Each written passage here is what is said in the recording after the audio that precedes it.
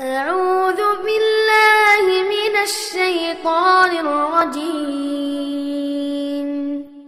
بسم الله الرحمن الرحيم.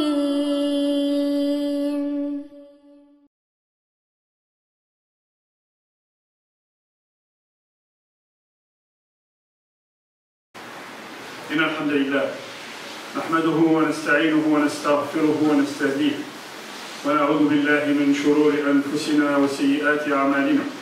من يهده الله فهو المهتدي ومن يضلل فلن تجد له وليا مرشدا. وأشهد أن لا إله إلا الله وحده لا شريك له، وأشهد أن سيدنا وحبيبنا وعظيمنا محمد بن عبد الله. اللهم صل وسلم وبارك على محمد وعلى آل محمد كما صليت وسلمت وباركت على إبراهيم وعلى آل إبراهيم إنك حميد مجيد. أيها الإخوة الكرام، جاء أعرابي إلى رسول الله صلى الله عليه وسلم فقال: يا محمد أعطني من مال الله. Le jour, un bédouin est arrivé chez le prophète. Il dit: Ya Muhammad, donne-moi de l'argent que Allah subhanahu wa ta'ala t'a donné. فأعطاه رسول الله صلى الله عليه وسلم. Et le prophète lui a donné. قال: هل أحسنت إليك؟ قال: لا، لم تحسن إلي وأنت لست من المحسنين. فضاقت قلوب أصحاب رسول الله صلى الله عليه وسلم. Il dit: est-ce qu'on a été juste avec toi? Il dit: non, ni tu as été juste, ni tu es juste, ya Muhammad. Les compagnons anhum, ont eu du mal à supporter ces paroles-là. فدخل رسول الله صلى الله عليه وسلم المسجد وأعطاه. Il est rentré à la mosquée, il a trouvé encore des sadaqat et il a donné à ce bédouin de nouveau. Et il lui a redonné. قال هل أحسننا إليك? Et maintenant, est-ce qu'on a été juste avec toi? قال نعم أحسنت وبلغت وأنت أحسن العشير. Tu as fait bien, tu as bien fait, et non seulement tu as bien fait, mais tu es un homme bon.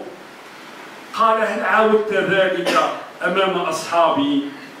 Est-ce que tu peux répéter ce que tu viens de dire devant mes compagnons? Parce que ce que tu as dit tout à l'heure, ça leur a fait mal dans leur cœur. Et il faudrait que tu redis ces paroles-là devant eux. Pourquoi? Pour apaiser leur cœur. Le lendemain, le prophète sallallahu alayhi wa sallam, il fait un discours. Il pense à ce bédouin. Il dit: هذا أعرابي أحسننا إليه. أليس كذلك يا أعرابي? Ce bédouin à qui nous avons été justes et à qui on a donné. Est-ce vrai? Et le gars il se lève, il dit: oui, c'est vrai, ya Rasulallah, et tu es un homme bon. فسكن الغضب في قلوب أصحاب رسول الله صلى الله عليه وسلم. La colère qui était dans le cœur des compagnons radiyallahu anhum a été apaisée. فقال رسول الله صلى الله عليه وسلم, le prophète صلى الله عليه وسلم a dit: إن مثلي ومثل هذا الرجل. Mon exemple est l'exemple de cet homme. C'est comme quelqu'un qui a perdu sa monture. مثل رجل شردت عنه ناقته. Quelqu'un qui a perdu sa monture. Et les gens ont commencé à lui courir après. Les gens ont commencé à courir après la monture pour essayer de la rattraper. فَمَا زَادُوهَا إِلَّا نُفُورًا. Quand les gens ont commencé à courir après la monture, qu'est-ce qu'elle a fait? Elle a encore plus fui. L'homme s'est retourné vers les gens et il leur a dit: laissez-moi avec ma monture. ذَرُونِي وَنَاقَتِي اتركوني وناقتي. فجمع من خشاش الأرض. Il a ramassé quelques herbes. Et il est allé doucement vers sa monture, qui s'est arrêtée au loin, et doucement, en se rapprochant d'elle, il a pu la ramener à la raison et récupérer sa monture. قال مثلي ومثل هذا الرجل كمثل رجل شردت عنه ناقته. Regardez l'exemple que nous donne le prophète sallallahu alayhi wa sallam. Il y a des gens, quand tu essayes de leur courir après, ils ne font que fuir. Alors Rasul sallallahu alayhi wa sallam dit: apaiser les choses, laisser les choses venir, laisser le temps faire les choses. يقول الله سبحانه وتعالى في محكم تنزيله. Allah subhanahu wa ta'ala, il y a une parole très juste qui est dite dans le Coran. Et أيها الإخوة الكرام, quand إذا ضاقت بكم السبل, quand les chemins se rétrécissent, quand vous ne voyez pas les choses à l'horizon, quand vous pensez أنها ضاقت الأرض بكم بما رحبت, quand on pense que la terre s'est rétrécie autour de nous, quand on pense que la terre entière s'est liguée contre nous, revenez à la parole d'Allah subhanahu wa ta'ala. Inna hadha al-Qur'ana yahdi lillati hiya aqwa. Ce Coran, il guide vers ce qui est de meilleur. Illati hiya aqwa. Hadha al-Qur'an la yahillu mahall al-tarikh wala asbab al-nuzul. On ne peut pas le descendre, on ne peut pas, pardon, excusez-moi le terme, le projeter seulement sur les circonstances de révélation. Non. Le Coran, il a yawm al-qiyamah. Allah subhanahu wa ta'ala, quand il parle dans le Coran, il s'adresse au peuple entier, à toute l'humanité, jusqu'à la fin des temps. Allah subhanahu wa ta'ala, في سورة البقرة, la ayah 109 من سورة البقرة, Allah subhanahu wa ta'ala, il nous dit وَدَّ كَثِيرٌ مِنْ أَهْلِ الْكِتَابِ لَوْ يَرُدُّونَكُمْ كُفَّارًا حَسَدًا مِنْ عِنْدِ أَنفُسِهِمْ مِنْ بَعْدِ مَا تَبَيَّنَ لَهُمُ الْحَقُّ فَاعْفُوا وَاصْفَحُوا حَتَّى يَأْتِيَ اللَّهُ بِأَمْرِهِ. Allah subhanahu wa ta'ala nous dit beaucoup, kathir, beaucoup des gens du livre, souhaiteraient que vous redeveniez des mécréants par pure jalousie après que la vérité s'est manifestée pour eux. Regardez bien les termes coraniques. Allah subhanahu wa ta'ala dit kathir, wa laysa kull. Il dit beaucoup, il dit pas tout. C'est la majorité des gens qui pensent et qui souhaitent que les musulmans soient comme eux, qui souhaitent que les musulmans ne soient plus musulmans. On ne souhaite pas que le musulman devienne chrétien ou juif ou autre. Non, tu ne deviens plus musulman, simplement. Et regardez ce qui se passe. Regardez ce qu'on dit. Regardez ce que certains hommes politiques aujourd'hui ont cru bon de faire. Ils croient bon de faire quoi? Cracher, écraser les musulmans pour pouvoir monter dans le sondage. Ils essaient vainement. Pourquoi? Parce que cette religion, cet islam, c'est comme l'air. Il appartient à personne. Il appartient à Allah. Et Allah, c'est lui qui détient les cœurs. Allah, c'est lui qui détient le qulub. Le qulub, quoi que tu puisses dire, quoi que tu puisses faire, quoi que tu puisses émettre comme arrêté ou comme loi, quoi que tu puisses dire, tu ne pourras jamais empêcher les gens de croire. Tu ne pourras jamais empêcher les gens d'aller en quête de leur spiritualité. Tu ne pourras jamais, quel que soit ton arrêté ou ta loi, empêcher les gens d'aller vers leur Seigneur. Jamais, tu ne pourras. Ils ont fait à la Mecque comme après le prophète sallallahu alayhi wa sallam. Ils n'ont pas réussi. Pourquoi? Allah subhanahu wa ta'ala dit fa'afu wasfahu hatta ya'ti Allahu bi amri. Pardonnez et oubliez. Essayez d'effacer la rancœur qu'il y a dans votre cœur. Quand vous pensez, quand vous savez, quand vous voyez que des gens vous attaquent ou attaquent votre croyance simplement parce que vous êtes croyant, Allah subhanahu wa ta'ala peut pardonner. Pardonner. Peut-être que tu te fais beaucoup de mal. Pourquoi? Parce que tu sais que ce qu'ils sont en train de faire, où est-ce que ça va les mener? Toi tu sais, ya Muhammad, mais eux ils ne savent pas. Toi tu te fais du mal pour eux. Laisse-les. Allah subhanahu wa ta'ala il guide qui il veut. Laisse-les. في فتح مكة أيها الإخوة فاعفوا واصفحوا حتى يأتي الله بأمره. قال العلماء العفو, le pardon, ne vient que de quelqu'un تخلق بخلق الله. لأن العفو من أسماء الله ومن صفات الله العليا. Le pardon, c'est un attribut d'Allah. Et tu ne peux être pardonneur que si tu as été lié à Allah. Si tu es lié à Allah subhanahu wa ta'ala, Allah subhanahu wa ta'ala descend la sérénité sur ton cœur et cette sérénité va rejaillir sur les gens qui sont en face de toi. Allah subhanahu wa ta'ala fait après cette ayah, de quoi il parle? وَأَقِيمُوا الصَّلَاةَ وَآتُوا الزَّكَاةَ وما تقدموا لأنفسكم من خير يعلمه الله وأقيموا الصلاة وآتوا الزكاة. Et accomplissez la prière et acquittez la zakat. Regardez, Allah subhanahu wa ta'ala, il vous dit les deux liens, le lien vertical et le lien horizontal. Le lien vertical qui va te lier à Allah et qui va te permettre de quoi? D'apaiser ta rancœur, d'apaiser ta colère contre ces gens qui essaient de t'attaquer et qui essaient de t'insulter. Et Allah subhanahu wa ta'ala dit wa atu zakat, répandre la justice sociale en donnant la zakat, en élevant le degré économique de certaines personnes qui sont dans la pauvreté. As-salatu tu'inuka 'ala al-'afw. La prière t'aide à ce lien avec Allah. Salatu silatun billah. Elle t'aide à avoir ce comportement noble qui est le pardon vis-à-vis de ceux qui t'agressent. Regardez bien ce qu'Allah subhanahu wa ta'ala il nous dit. Inna Allah ya'muru bil-'adli wal-ihsan wa ita'i dhil-qurba. Inna Allah ya'muru, Dieu ordonne quoi? Al-'adl, la justice. Wal-ihsan, la bienfaisance, l'excellence.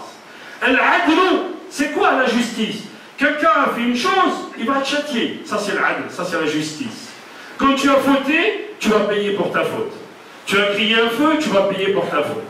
Tu as volé, tu vas payer pour ta faute. Allah subhanahu wa ta'ala, il a rajouté l'ihsan. Al-'adl, il s'adresse à ta tête. Al-ihsan, il s'adresse à ton cœur. Allah subhanahu wa ta'ala, il te dit, si tu veux appliquer l'adl, c'est bien. Mais si tu appliques le pardon et tu pardonnes, c'est encore mieux. C'est ça notre islam. Et c'est ça, quels que soient les dires de certains, quelles que soient les insultes de certains, quel que soit ce qu'ils peuvent insinuer ou dire ou mentir sur nous et sur les musulmans et sur les textes, ils peuvent dire ce qu'ils veulent. C'est ça notre islam. Fa'fu wasfahu hatta ya'ti Allahu bi amrih. Fi fathi Makkah ayyuha al-ikhwa, à la conquête de la Mecque, les grands de Quraysh sont venus voir le prophète sallallahu alayhi wa sallam. Ils lui ont dit, qu'est-ce que tu vas faire de nous? Il leur a dit, qu'est-ce que vous pensez que je vais faire de vous?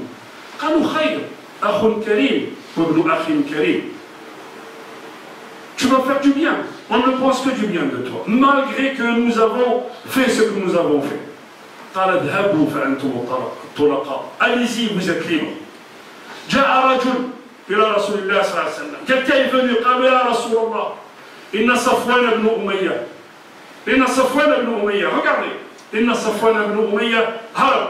Il est parti vers Jeddah. Il est parti vers Jeddah pour prendre la mer et pour aller au Yémen. Il va sûrement se noyer en mer. La qualité de la navigation à l'époque n'était pas la qualité d'aujourd'hui. قالوا يا رسول الله أعطيه الأمان. Donne-lui l'assurance que tu ne prendras pas ta revanche sur lui.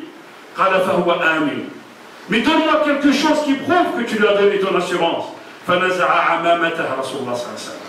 Il a enlevé ce qu'il avait sur la tête, il lui a donné, il lui a dit va le voir et dis-lui qu'il a l'aman, que le prophète sallallahu alayhi wa sallam lui a pardonné.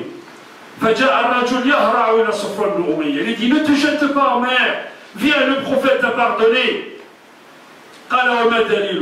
Qu'est-ce qui prouve? Alors regarde. Il m'a donné ce qu'il portait sur sa tête. أعطاني عمامة. فرجع الرجل إلى رسول الله صلى الله عليه وسلم. وقلبه كافر. Dans son cœur, il est le prophète. قالوا أمهلني شهرين. قال لك أربعة. Donne-moi un délai de 2 mois pour que je réfléchisse si je reste avec toi ou si je deviens musulman ou si je quitte le pays. قال le prophète, tu as 4 mois. Tu as le temps que tu veux. Au bout d'un mois, il est venu voir le prophète, il lui dit, Ya Rasulallah, ashhadu an la ilaha illallah, wa annaka ya Muhammad Rasulullah, fa'fu wasfahu, hatta yati Allahu bi amrih. Aqulu qawli hadha wa astaghfirullah li wa lakum, fastaghfiruhu yaghfir lakum innahu huwal ghafurur rahim. Bismillah, wassalatu wassalamu ala rasulillah, wa la hawla wa la quwwata illa billah. أيها الإخوة الكرام، في عهد رسول الله صلى الله عليه وسلم كان رسول الله صلى الله عليه وسلم يعفو ويصفح، ولكنه في نفس الوقت كان يقول لا يلدغ المؤمن من جحر مرتين.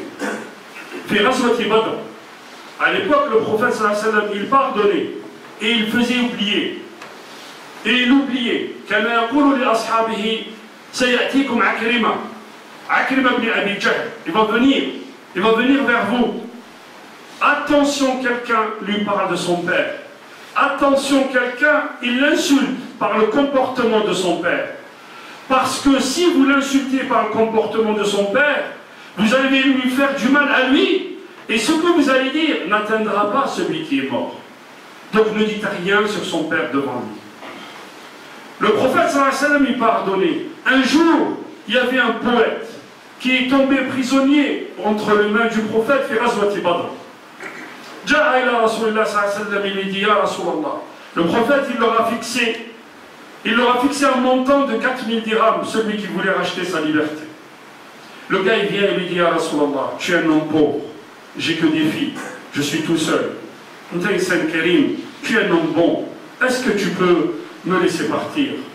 Vas-y, regarde ta famille. Il est reparti. Mais attention, donne-moi ta main. Tu signes un pacte avec moi, que tu ne dresseras jamais tes paroles, ni tes flèches contre les musulmans.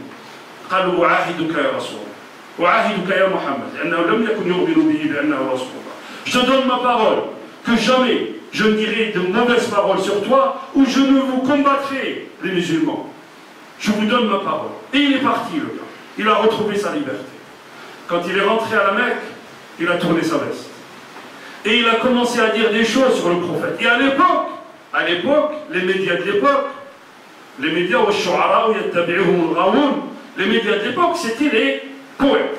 Les poètes, quand ils voulaient te descendre, ils allaient former, ils allaient construire, je dirais, un poème sur toi ou sur la personne qu'on devait descendre, et on répandait ce poème entre les Arabes. Ben, c'est ce qu'on fait aujourd'hui.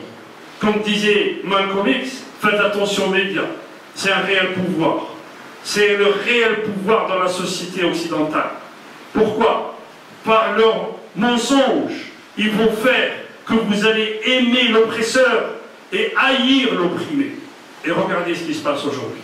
Regardez ce qu'on dit. Regardez comment on transforme les choses. Regardez comment on ment et on sait mentir. Hajib, il n'y a pas quelque chose par laquelle on peut haranguer les foules. Il n'y a pas quelque chose par laquelle on peut réunir, comme ils disent, la nation, qu'en créant un ennemi intérieur. Et c'est exactement ce qu'ils font aujourd'hui. Ils disent aux gens, vous avez un ennemi intérieur. Qui c'est cet ennemi? Musulmans, les musulmans.